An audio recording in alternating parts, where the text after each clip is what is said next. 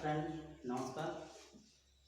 हम हम लोग आज इंग्लिश ग्रामर पढ़ने जा रहे हैं, तो कृपया आप लोग ध्यान से सहयोग करिए और सीखने में भी। सबसे पहले हम लोग आज टेंस की बात करते हैं। टेंस मीन्स काल होता है, और टेंस जो है 3 प्रकार के होते हैं।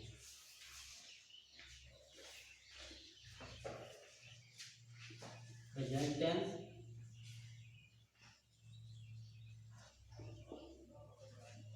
Past tense, future tense.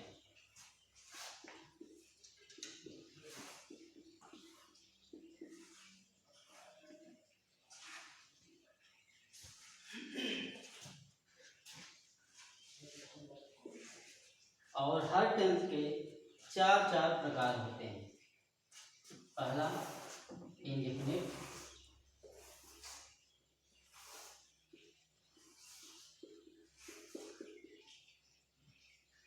दूसरा continuous,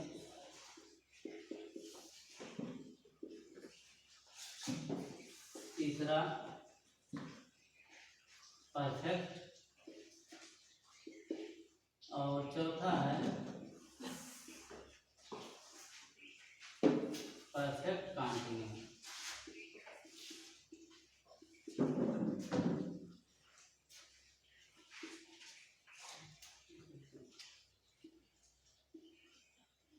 perfect continuous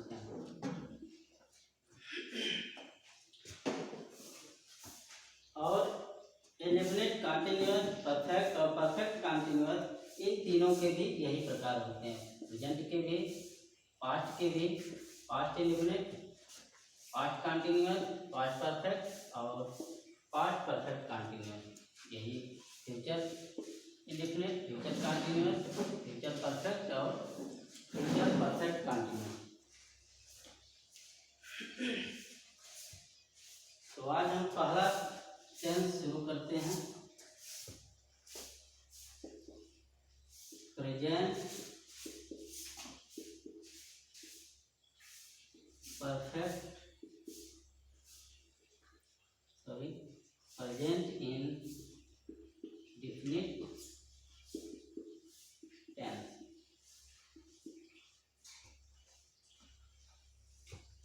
present indefinite tense, इसकी पहचान होती है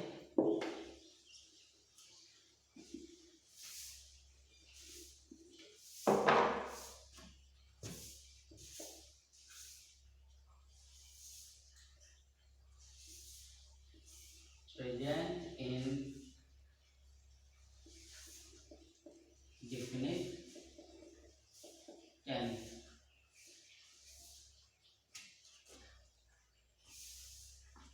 इसको हम सबसे पहले पहचानने का काम करते हैं, यानी कि यह हम किस प्रकार से पहचानेंगे कि यह टेंस हमारा, यह वाक्य हमारा प्रेजेंट इंडेफिनिट टेंस का वाक्य होता है।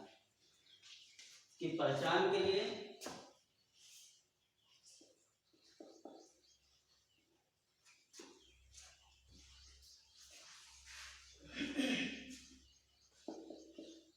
जिस हिंदी वाक्य के अंत में, चाहे कोई भी हिंदी वाक्य है, यदि उसके अंत में ता है, ती है, ते है शब्द आता है, तो वह प्रेजेंट इंडेफिनिट टेंस का वाक्य होता है।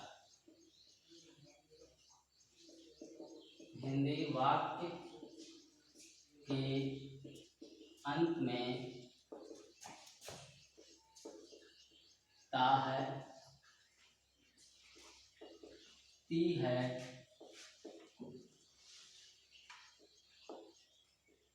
ते हैं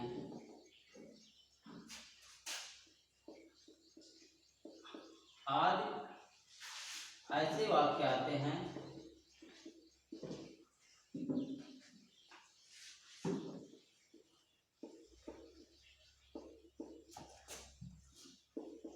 तो वह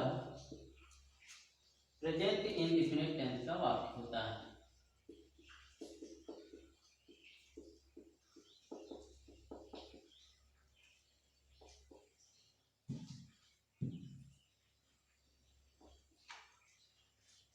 टेंस का वाक्य होता है। अब इसके रूल क्या है, इसके अनुवाद हम किस प्रकार करेंगे। सबसे पहले इसके नियम यानी रूल के बारे में हम जानेंगे। रूल होता है ही सी इट या एक वचन यानी सिंगुलर नंबर।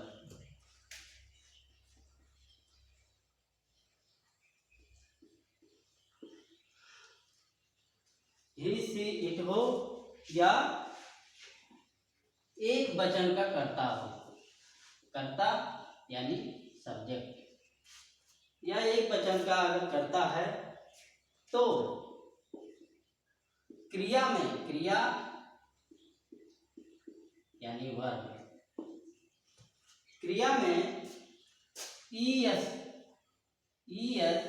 या यस को जोड़ देते हैं।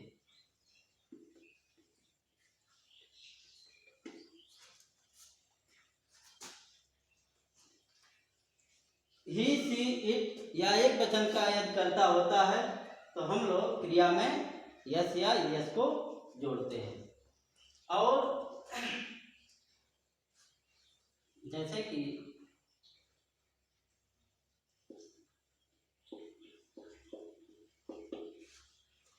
जैसे राम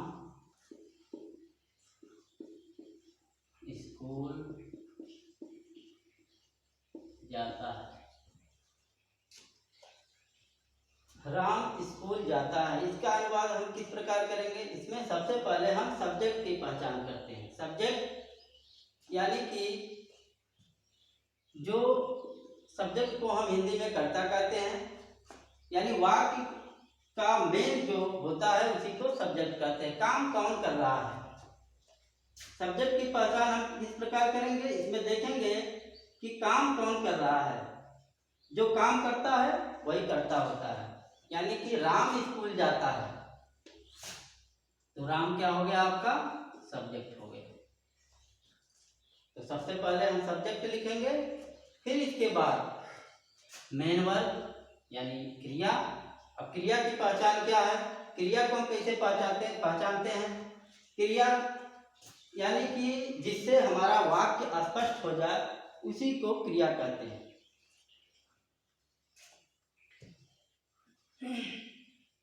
क्रिया यानी जैसे नहाना, खाना, सोना, उठना, बैठना, जागना, ये सारी क्रियाएं होती हैं। तो क्रिया इसमें है जाना। और आपके रूल में यह बताया गया है कि ही सी इट या एक वचन का कर्ता होता है तो उसमें क्रिया में यस या यस जोड़ते हैं। तो इसमें हम ईएस जोड़ते हैं, राम गोज। फिर इसके बाद हम कर्म लिखते हैं। अगर कहीं जाना होता है तो टू का भी हम प्रयोग करते हैं, गो टू स्कूल।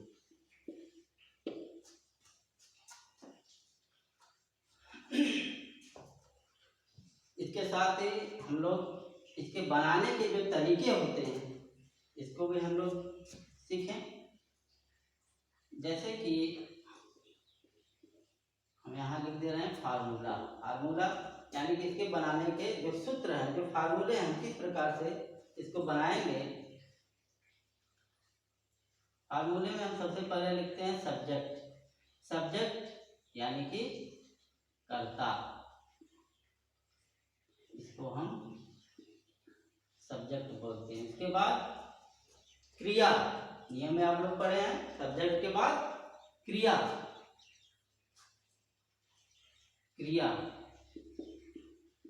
और उसमें हम यस या ये जोड़ते हैं, यस या ईएस जोड़ते हैं। उसके बाद ऑब्जेक्ट प्लस ईटीसी। तो एक बार फिर से आप लोग देखिए, प्रेजेंट इंडेफिनिट टेंस इसकी पहचान होती है जिस हिंदी वाक्य के अंत में, चाहे कोई भी हिंदी वाक्य हो, उसके अंत में यदि ता है, ती है, ते है शब्द आता है तो वह प्रेजेंट इंडेफिनिट टेंस का वाक्य होता है। इसके रूल हैं ही, सी, इट तथा एक वचन का यदि कर्ता होता है तो इसमें यस या ईएस जोड़ते हैं। दूसरा रूल है इसका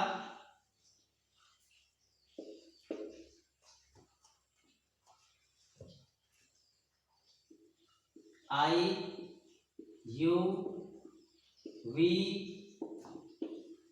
दे या बहुवचन का सब्जेक्ट हो। बहुवचन यानी प्लूरल नंबर।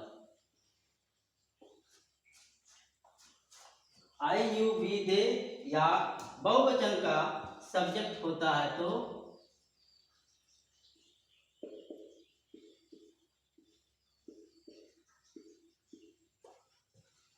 तो हम वर्ब में कोई परिवर्तन नहीं करते हैं, कोई परिवर्तन नहीं करते। वाक्य जैसे का तैसा हम लिख देते हैं, इसमें कोई किसी भी प्रकार की चेंजिंग नहीं करते हैं।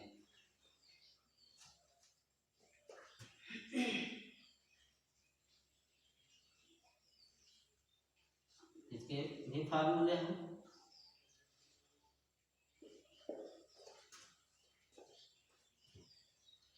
सब्जेक्ट प्लस मेन वर्ब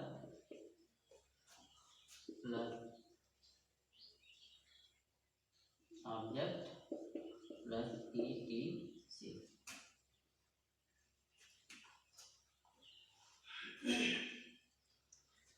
एक बात पुनः हम फिर से रिपीट कर रहे हैं।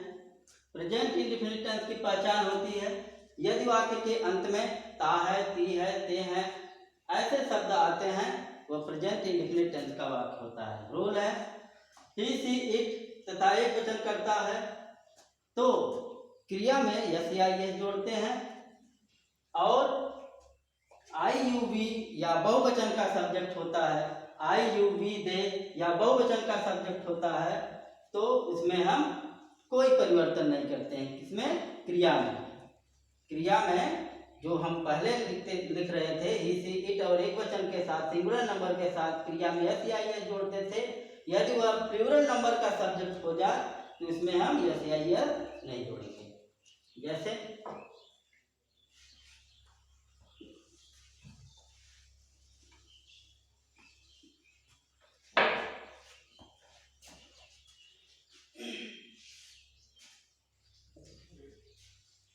वे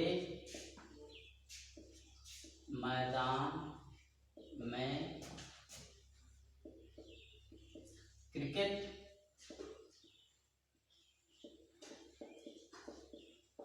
खेलते हैं। अब इसका अनुवाद करने से पहले हम यह ध्यान देते हैं रूल की तरफ या फार्मूले की तरफ। यह देखेंगे कि इसमें सब्जेक्ट कौन सा है। सब्जेक्ट क्या है? वे यानी कि दे। इसके बाद मेन वर्ब क्या है? खेलना।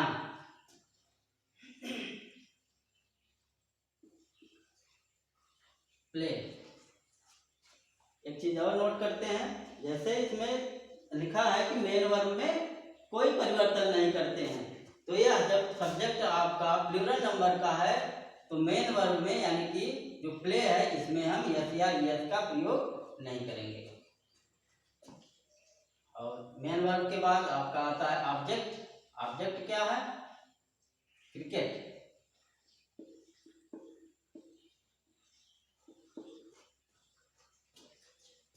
और इन द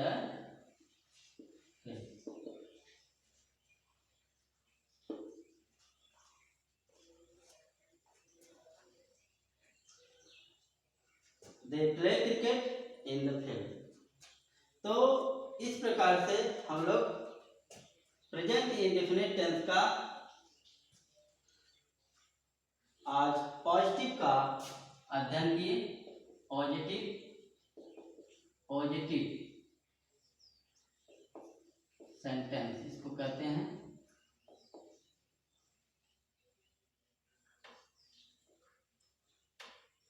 पॉजिटिव सेंटेंस।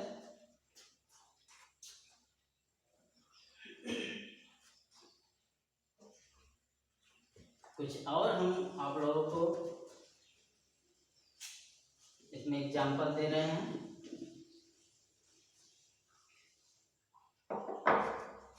जैसे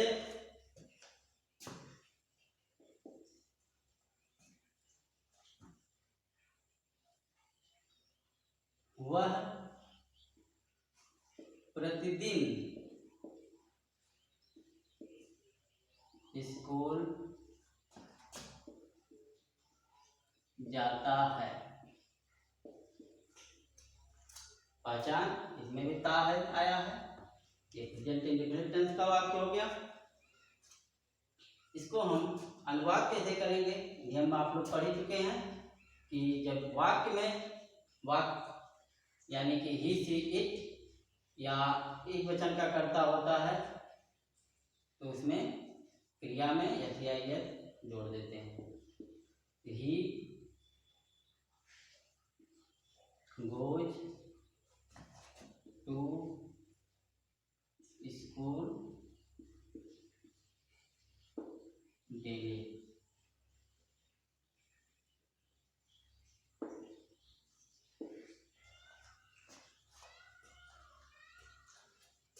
यह सारे रूल्स पॉजिटिव के थे। दूसरा इसका रूल होता है निगेटिव में।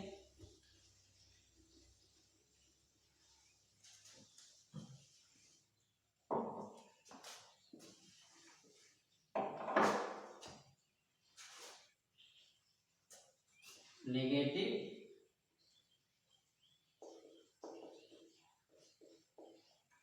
सेंटेंस, नेगेटिव सेंटेंस यानी नकारात्मक वाक्य।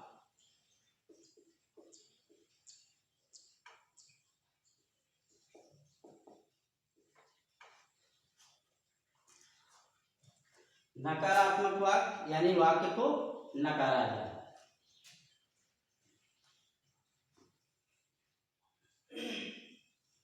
सबसे पहले इसके रूल हम जानते हैं।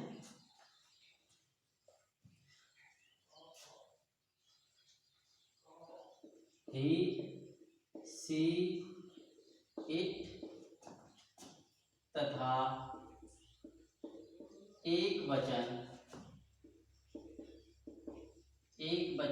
यानी कि सिंगुलर नंबर के सब्जेक्ट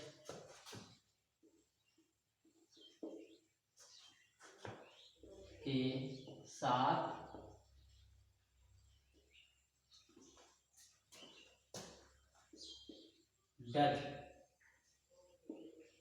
डज नॉट और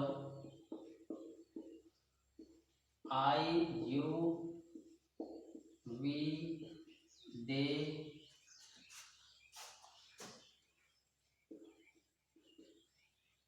तथा प्लूरल नंबर यानी बहुवचन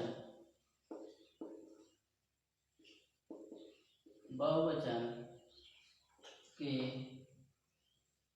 सब्जेक्ट यानी कर्ता के साथ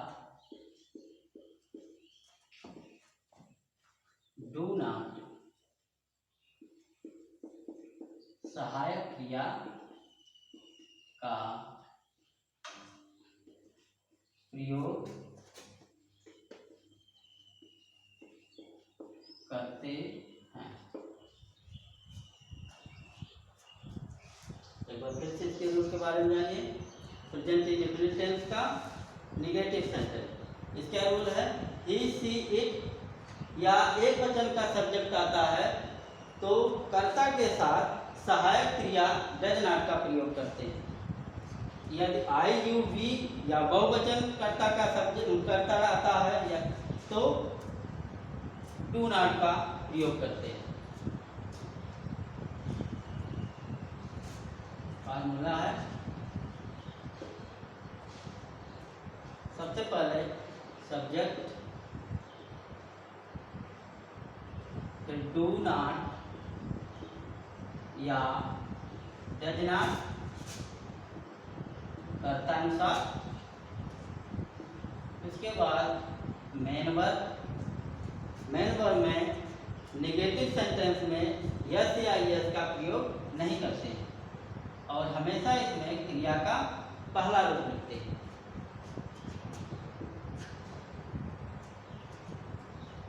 उसके बाद ऑब्जेक्ट, फिर लास्ट में EEC।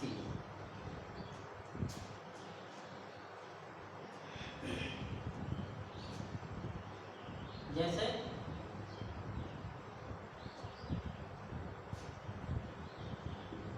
बच्चे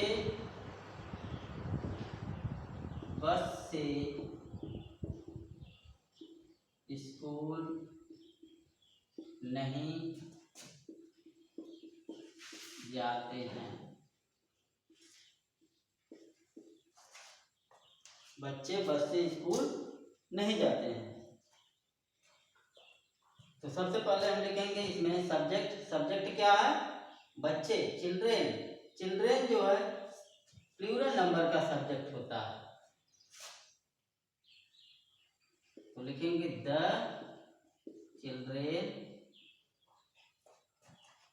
फिर इसके बाद नियम में, फार्मूले में लिखा गया है, यदि प्लूरल नंबर का सब्जेक्ट होता है तो डू नॉट, और सिंगुलर नंबर का सब्जेक्ट होता है तो डज नॉट का प्रयोग करते हैं। तो प्लूरल नंबर का सब्जेक्ट है तो यहाँ पर डू नॉट का प्रयोग करेंगे, डू नॉट। फिर इसके बाद मेन वर्ब क्या है, जाना, गो। उसके बाद ऑब्जेक्ट यानी कि स्कूल। उसके बाद ETC में किससे जाते हैं, बस से, by bus. The children do not go to school by bus। तो एक बार हम फिर से रिपीट करते हैं। Present indefinite tense negative sentence में ही, सी, इट तथा एक वचन के सब्जेक्ट के साथ डज नॉट और आई, यू, वी, दे तथा बहुवचन के सब्जेक्ट के साथ डू नॉट का प्रयोग करते हैं। फार्मूला है सब्जेक्ट, सबसे पहले सब्जेक्ट लिखते हैं, उसके बाद do not, does not, main verb का फर्स्ट फॉर्म यूज करते हैं, फिर इसके बाद ऑब्जेक्ट, और बाकी जो बचता है ETC में यूज करते हैं। जैसे बच्चे बस से स्कूल नहीं जाते, the children do not go to school. तो यह आपका आज आप लोग सीखे हैं इंग्लिश ग्रामर में प्रेजेंट इंडेफिनिट के दो रूल, पॉजिटिव और निगेटिव के। तो आज के साथ यहीं तक, फिर हम लोग कल मिलेंगे, तब तक के लिए बाय।